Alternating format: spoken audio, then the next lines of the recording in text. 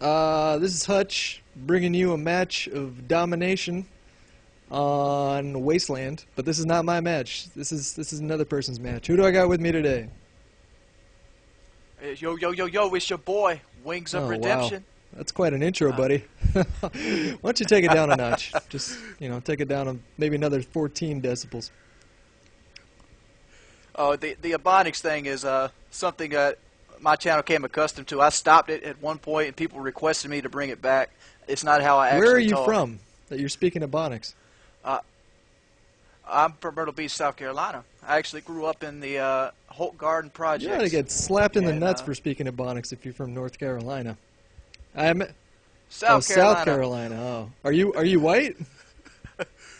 Yeah, I'm white. Oh. White as it comes. But I did grow up in a black predominant neighborhood, and when I grew up, the kids I hung out with spoke Ebonics. I guess that I qualifies you to speak Ebonics then, yeah. Yeah, I grew up Right poor. on. So you posted a little match about a week and a half ago, something like that, where you sort of called me out, called me an amateur, called me a noob for using stopping power. I might be not paraphrasing what you said correctly. Why don't you go ahead and clarify? I called you an amateur sniper without actual sniper ideals or traits. Ah. Now what do you think? Let me just ask you something.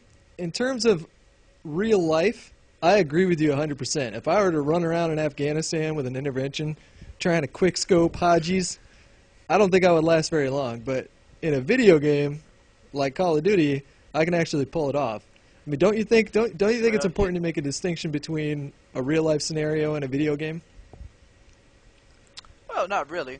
But see, my videos aren't to entertain with the fantastic shots, but it's more to teach people how to use a kit to its fullest ability, and they can pick up easily. You pick up camping easier than you will quickscoping because it requires less reflex and more positioning and stealth. Right.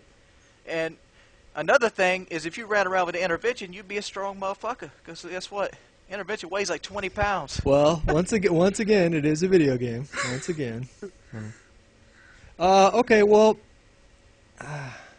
fair enough. But the thing is that anybody can learn how to quickscope, and I think actually it's a miscategorization to say that all I do is run around and quickscope. If you actually watch a full match of mine, I might quickscope 3 times, 4 times.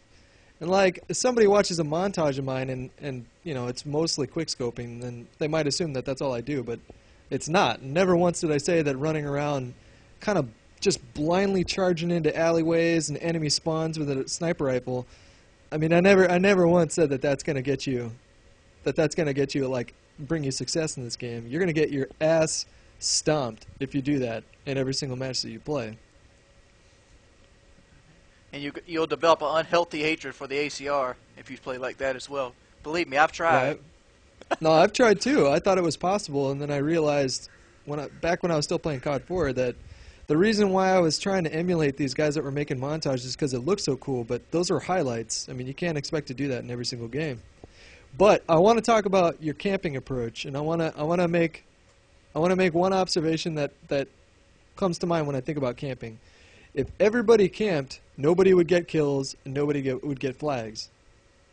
Which is why I think that camping is frowned upon by most sound-minded FPS players.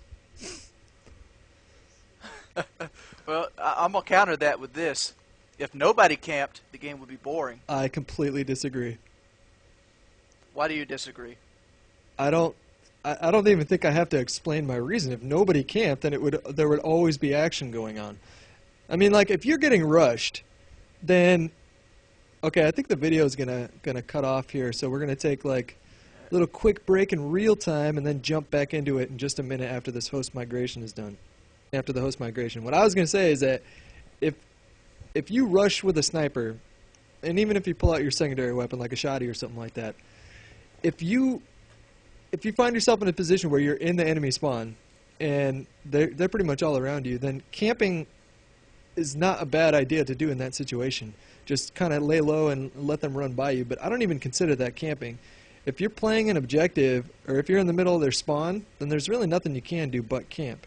But if your entire playstyle was just centered around camping and waiting for people to run by you, then I mean, for all the Counter-Strike players that are out there, camping was extremely frowned upon in Counter-Strike. I mean, you would get booted from a server if you were doing it too much. And yet, here you are presenting the case that it's like the only logical thing to do in the game. Well, maybe that's unfair. I don't know. Why don't you respond? Well, I'm gonna respond with the message I was really trying to make. All right, picture this. Picture the game is a flat field, no hills. There's maybe a couple walls that are glass, so you can see right through to see the campers. All right. Everybody would run, you know, either the 1887s or the UMP, and they would just run and fire from the hip. It'd be cool for like a week, but after that, you lose the surprise element of the game. You lose the tactical element of the game, and after a while, the game would burn out at a much quicker pace. This is why people haven't designed first-person shooters with, you know, lackluster environments, and they kind of promote camping, like these cars. Everything is designed so you have a point to help protect yourself against other flanks. Like the map on Wasteland right here, I call this the corner map because there's A and C are on the same side, and you got to turn the corner for B. And generally, the game comes down to who's going to turn that corner first, and that's like a little cat and mouse game I call edging. Generally, I wait on my team to go around when I'm using the recon kit. I don't camp every game. The reason I post mainly camping videos is because I want people that go, you know, 9 and 30 to be able to go positive. Because if you're just going out there rushing, getting your team killed, you don't really need to use your sniper kit in that mannerism. I understand positioning is more important than camping. I do agree with you on that. As you see, I don't really do that much camping on these videos. I'm about to camp right here because I'm defending A. That's what I try to do. I usually try to pick myself on a flag and defend it, other than trying to cap flags, and I'm using the recon kit itself. And the reason I use cold-blooded over stopping power generally is because when people have Harriers and Pablos, which they almost always get because my team sucks, I can stay in my spot and not to worry about it because the enemy air ignores you 100%. And that person thinks, oh, I got air support, they're going to be hiding. They come around that corner, they still catch the 50 caliber bullet. But my solution to that is if I'm running around with an intervention with stopping power and I'm not camping, and all of a sudden there's a Harrier in the air or an AC-130 in the air, I will go to my choose class, pick my cold-blooded with a stinger, chuck a nade on the ground, kill myself, spawn in, take down the Harrier, switch classes again, kill myself, boom, you're good to go. Now this is coming from the perspective of I don't think KD is really all that important in this game. And I think if people focus too much on their KD, then they lose sight of the objective that they're playing. Like here in a game of domination, how many flags did you capture this whole game? I captured one at the beginning, but look here, how many flags have I defended? This is true, but I watched this video. Well, I guess we'll get to it. We'll get to that point at the end, because let's not have spoilers here. But I think it is a mistake to focus too much on your kill-death ratio, and I don't think that's a proper interpretation of how well you play the game. I've played plenty of clan matches, and like it's true, like technically I am an amateur quote-unquote sniper, but in a sense of just strictly experience-based, I'm absolutely not an amateur sniper, and I have sniped in competitive matches many times, and I've played against a lot of top teams where everybody on their team went negative, but they still ended up stomping us in domination. Like me and a few of my friends, we started a GB team, and it was mostly guys from YouTube and stuff like that, and we ended up not doing that well towards the end because I figured out late on in the game that a lot of us play this game to kind of like get good clips for montages or have fun and exciting games to post on YouTube, but that sort of mentality is not going to carry over to competitive play. It's really not going to win you any games. Like really, when it comes down to it, I think it has to be less of a focus on your own kill-death ratio and more of a focus on playing the objective, which is I think you really failed to do in this game. To be honest with you, like it's close and you guys end up winning the game. Like right here, you waited to the last second to capture B, and you get. Yeah, but I did capture the flag that won the game because I knew I had to do it. Well, you captured 1 flag or 2 flags the whole game, but I mean, like, 2 you could have. flags. And I kept A safe the entire game. This is true.